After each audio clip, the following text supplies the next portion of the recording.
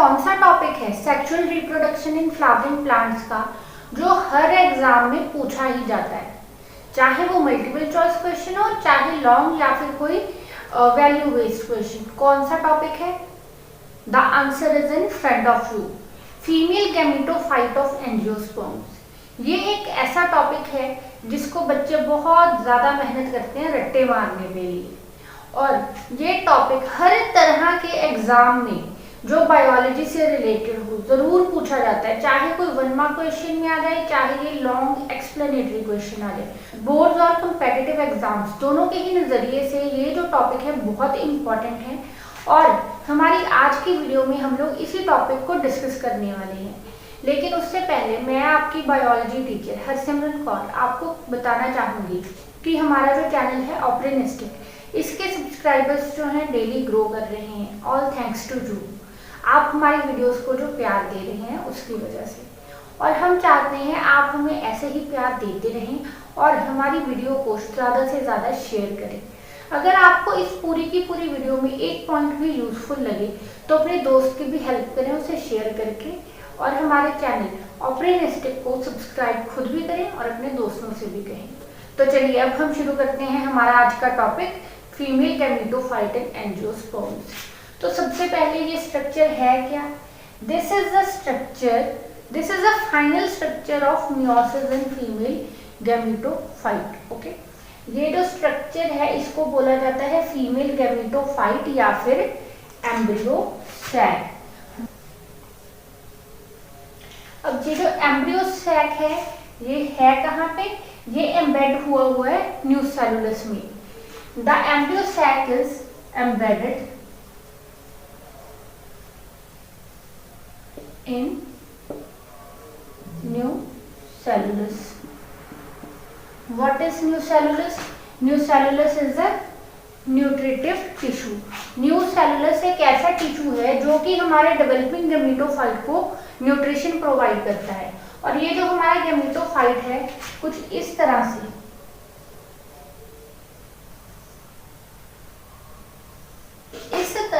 हमारा जो गैमेटोफाइट है इस तरह से न्यूसेलुलस के अंदर एम्बेड हुआ होता है। ये है हमारा एम्ब्रियो सैक और ये है हमारा न्यूसेलुलस। न्यूसेलुलस जो है हमें सराउंड करके रखता है एम्ब्रियो सैक को, और इसको न्यूट्रिशन प्रोवाइड करता है ग्रोथ के लिए। अब उसके बाद इसकी अगर हम लोग ज्योमेट्री या फिर सिमेट्री की बात करें तो दो एंड्स हैं इसके, एक है micropylar end and the one is chalazal end. Micropylar end कौन सा है? जो कि माइकोपाइल की तरफ है। Micropyle is a small minute pore जिसके थ्रू जो पोलन ट्यूब है वो एंटर करती है in the female gametophyte, that is called micropylar end. और ये जो एंड है दिस इज माइकोपाइलर एंड, तो इसको हम लोग बोल देते हैं micropylar end. And the second, इसके अपोजिट क्या होता है? माइकोपाइलर के एंड, माइकोपाइलर एंड के अपोजिट कौन सा एंड होता है? Chalazal end. तो this is chalazal side of female gametophyte. अब इस गैमेटोफाइट का या इस स्ट्रक्चर का एक बहुत ही फेमस नेम है, और वो क्या है? आप लोग गेस करो, गेस करो आप लोग और आंसर कमेंट्स में लिखो। द आंसर इज 7 सेल्ड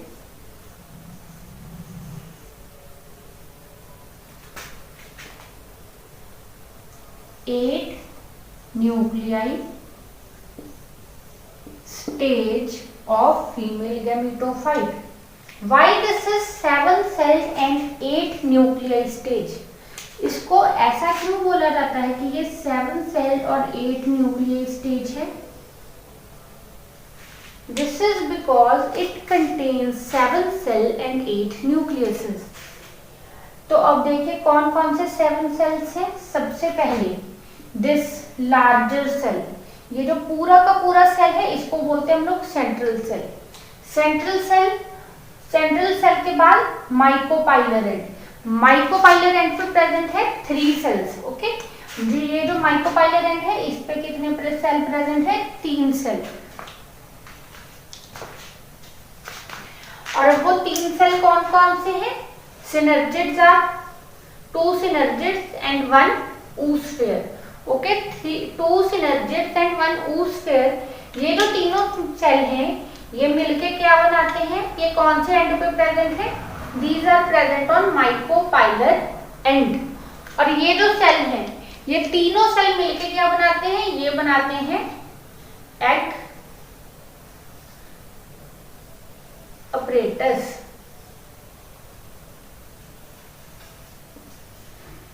तो कितने सेल हो गए अभी हमारे टोटल, 4, 1 सेंट्रल सेल, ठीक है।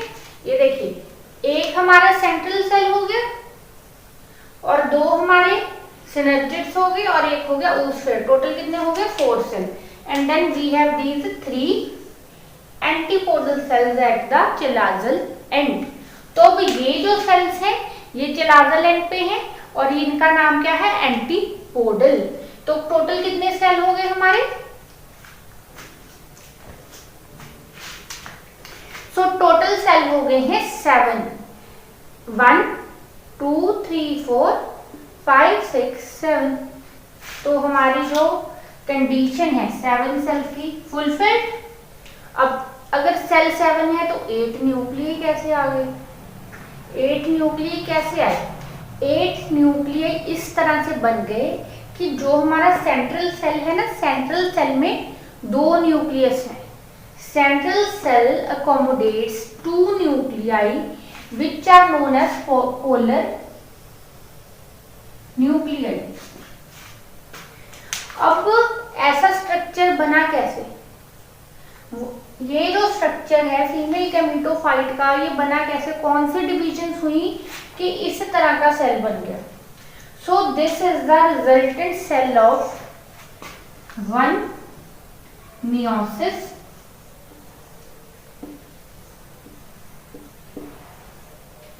and 3 mitosis। ओके, कैसे बना है ये सेल, इस सेल को बनाने के लिए एक जो इस सेल को बनाने के लिए एक हुई है मियोटिक डिवीजन और 3 हुई है माइटोटिक डिवीजन।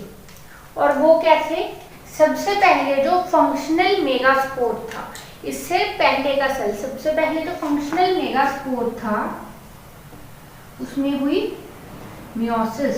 मेगास्पोर में मेगास्पोर में मियोसिस हुई, मियोसिस होने से क्या हो गया, मियोसिस होने से बन गया वो सेल हैप्लॉइड। हैप्लॉइड सेल था। अब वो जो हैप्लॉइड सेल था उसमें हुई 3 माइटोसिस। अब आपको याद रखना ये ऐसे डायरेक्टली नहीं बना, जो मेगास्पोर था उसकी मियोसिस हुई और मियोसिस में से आप लोग जानते हैं जब मियोसिस होती है तो बनते हैं 4 सेल।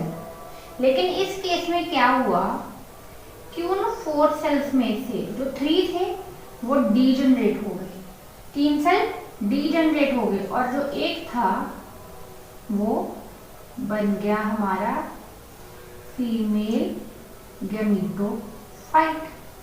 तो अब ये जो हमारा फीमेल गैमेटोफाइट है इसमें फिर हुई 3 माइटोटिक डिवीजन्स। फीमेल गैमेटोफाइट में 3 माइटोटिक डिवीजन्स हुई, माइटोटिक डिवीजन्स ही थी, उनसे बने हमारे 8 न्यूक्लियस। वो कैसे, सबसे पहले एक न्यूक्लियस था उसकी माइटोटिक डिवीजन हुई, एक से बन गए 2, ठीक है, एक से बन गए 2। उसके बाद 2 वाले की डिवीजन हुई, माइटोटिक डिवीजन 2 से बन गए 4 सेल्स बन गए। और 4 सेल्स थे उन चारों सेल्स की माइटोटिक डिवीजन हुई, उससे क्या बन गए, 4 से हमारे पास कितने सेल हो गए, 8 सेल, 8 न्यूक्लियस। अब आपने एक चीज याद रखनी है कि जो डिवीजन हुई थी, देखिए सबसे पहले जो मेगास्पोर था इसकी मियोसिस हुई, मियोसिस से बने 4 सेल, 4 सेल में से 3 डीजनरेट हो गए और एक फीमेल गैमेटोफाइट बन गया। अब फीमेल गैमेटोफाइट में 3 बार माइटोसिस हुई, लेकिन किस तरह की माइटोसिस हुई ये आपको समझना पड़ेगा। सेल की माइटोसिस नहीं, सेल ने डिवाइड किया पूरा का पूरा। ऐसा नहीं है कि 3 अलग अलग सेल ये आके एक दूसरे से चिपक गए और एग अपरेटस बन गया और फीमेल गैमेटोफाइट बन गया, ऐसा नहीं हुआ। ये जो फीमेल गैमेटोफाइट था इसके न्यूक्लियस की 3 माइटोटिक डिवीजन हुई, जो इसका न्यूक्लियस था ना उसकी 3 माइटोटिक डिवीजन्स हुई, और उन माइटोटिक डिवीजन्स के बाद वो जो नए नए सेल्स बनते जा रहे थे उनको इसी के अंदर की वॉल जो थी वो एक्सटेंड होके अपने अंदर अकोमोडेट करके अलग अलग सेल बनाती जा रही थी। तो क्या हुआ, देखिए सबसे पहले जो सेंटर में न्यूक्लियस था उसकी माइटोटिक डिवीजन हुई, 2 न्यूक्लियस बन गए। अब वो जो न्यूक्लियस थे एक माइटोपाइलर एंड पे चला गया, एक चला गया चिलाजल एंड पे। उसके बाद वो जो दोनों न्यूक्लियस थे एक दूसरे के अपोजिट चले गए, उन दोनों न्यूक्लियस में फिर से माइटोटिक डिवीजन हुई, 2 न्यूक्लियस इस कॉर्नर पे बन गए, 2 न्यूक्लियस इस कॉर्नर पे बन गए। ठीक है, अब वो जो 2 न्यूक्लियस थे उनमें फिर से माइटोटिक डिवीजन हुई। इससे क्या हुआ कि 4 न्यूक्लियस इस कॉर्नर पे बन गए, 4 न्यूक्लियस आ गए, और 4 न्यूक्लियस जो थे चिलाजल एंड पे आ गए। अब उसके बाद क्या होना था कि इन 4 न्यूक्लियस में थे, 4 न्यूक्लियस माइटोपाइलर पे, 4 न्यूक्लियस चिलाजल एंड पे, एक एक न्यूक्लियस जो था वो सेंटर की तरफ आ गया।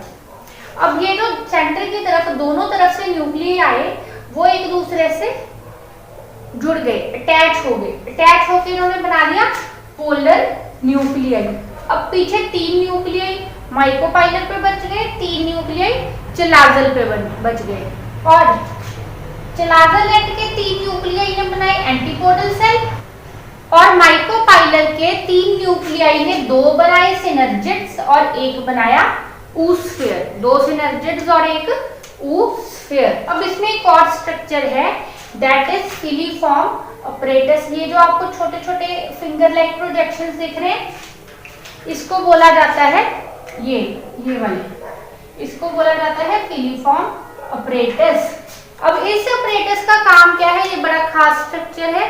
ये क्या करता है, जब पोलन ट्यूब माइटोपाइलर एंड से एंटर करती है एम्ब्रियो सैक में, ये उसको गाइड करता है, ये उसको गाइड करता है कहां तक, पोलर न्यूक्लियस तक। सो this is the structure of female gametophyte या फिर एम्ब्रियो सैक। अगर आपको ये वीडियो अच्छी लगी हो तो इस वीडियो को लाइक जरूर करें। हमारी जो अगली आने वाली वीडियो है उसमें हम लोग आपको इन सारे ही सेल्स का फेट जो है वो एक्सप्लेन करेंगे। ये जो क्वेश्चन है बहुत बार आता है, what is the fate of antipodal synergids या oosphere, और जो पोलन्स एंटर करने वाले थे, जो पोलन्स के न्यूक्लियस थे वो फ्यूज किससे करेंगे, oosphere से करेंगे या पोलर न्यूक्लियस से करेंगे, ये भी एक बहुत बड़ा क्वेश्चन है। उसके अलावा ट्रिपल फ्यूजन क्या होता है ये भी हम लोग अपनी आने वाली वीडियो में समझने वाले हैं। तो तब तक के लिए हमारे चैनल ऑप्टिमिस्टिक पे बने रहे, क्योंकि हमारा चैनल जो है ये डेडिकेटेड है सिर्फ और सिर्फ लर्नर्स के लिए। अगर आप सीखना चाहते हैं, आगे बढ़ना चाहते हैं, तो आप इस समय सही जगह पे पहुंच चुके हैं, हमारे चैनल पे बने रहें। इसके अलावा हमारे ही नेटवर्क का एक और चैनल है पाथवे एजुकेशन नेटवर्क, जिसमें हम लोग सारी के सारी बायोलॉजी, मैथ्स और इंग्लिश जो है बहुत ज़्यादा डिटेल में पढ़ाते हैं। तो इसीलिए आप उस चैनल को भी ज़रूर चेक करें, सब्सक्राइब करें और अपने दोस्तों को उसके बारे में बताएं। Thank you very much.